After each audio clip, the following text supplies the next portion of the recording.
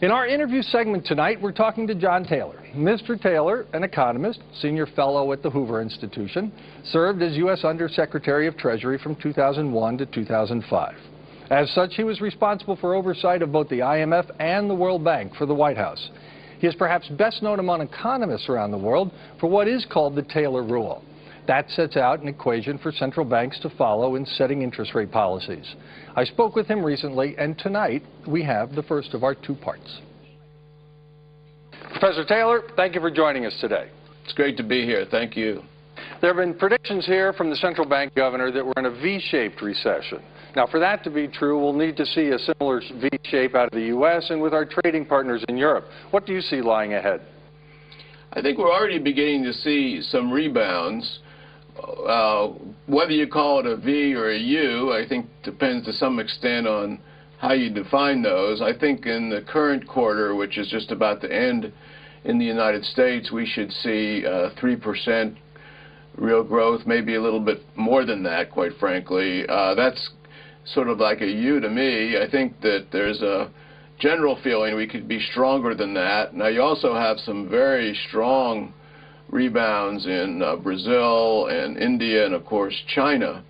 Europe is a little bit more than the U.S. But I think those are all consistent with the view of a V-shape, and I certainly hope that's the case. Now, when you look at Europe, there are certain differences among the various countries here. You've got France, you've got Germany leading the way out, England not so much, sputtering along, Spain certainly not.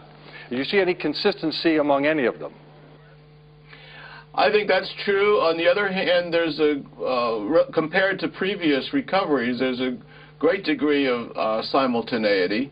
And I think that's because the world economy was hit so hard last fall by the panic.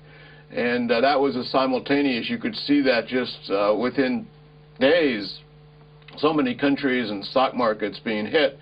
And that really, I think, was arrested earlier this year.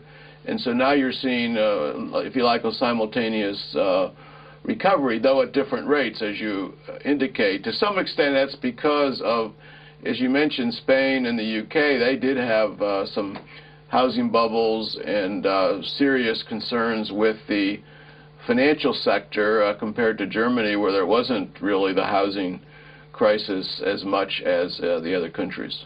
So as you look at the world, do you consider it still in crisis or well past? You know, I don't think it's the right way to think about the crisis as well past. I think we got started on this crisis in the summer of 2007, so it's 2 years ago.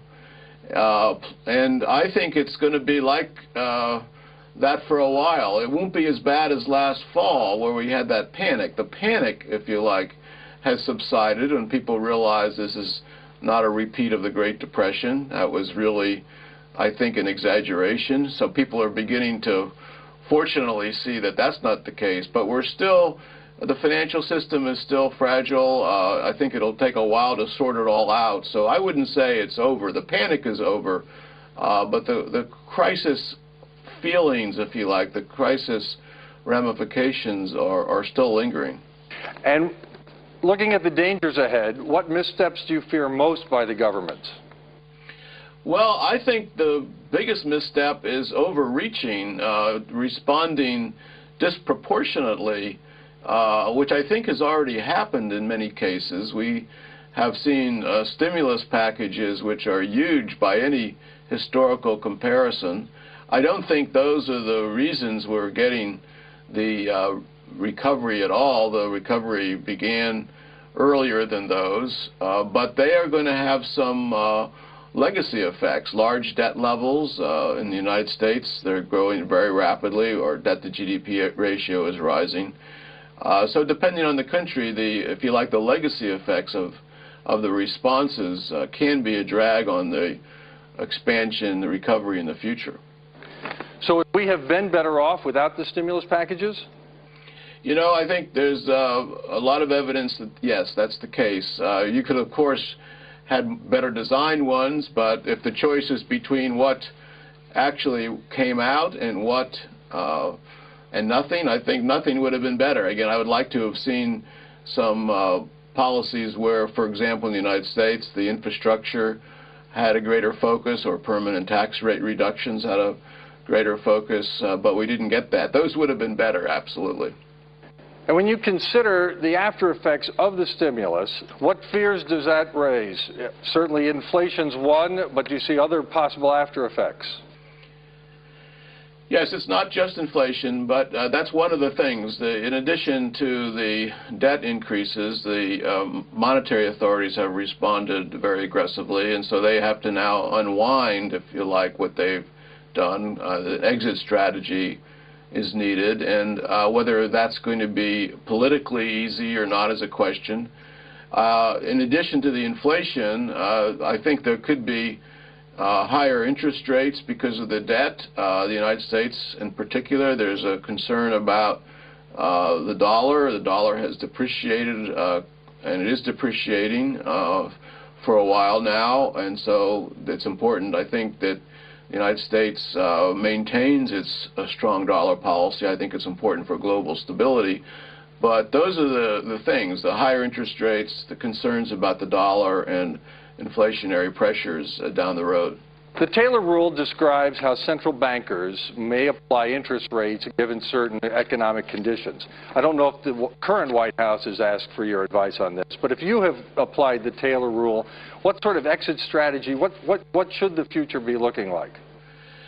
Yes, the Taylor rule is actually surprisingly getting a lot of interest these days, and I say surprisingly because it's a rule that suggests what central banks should set for the interest rate, and the United States interest rate is effectively zero.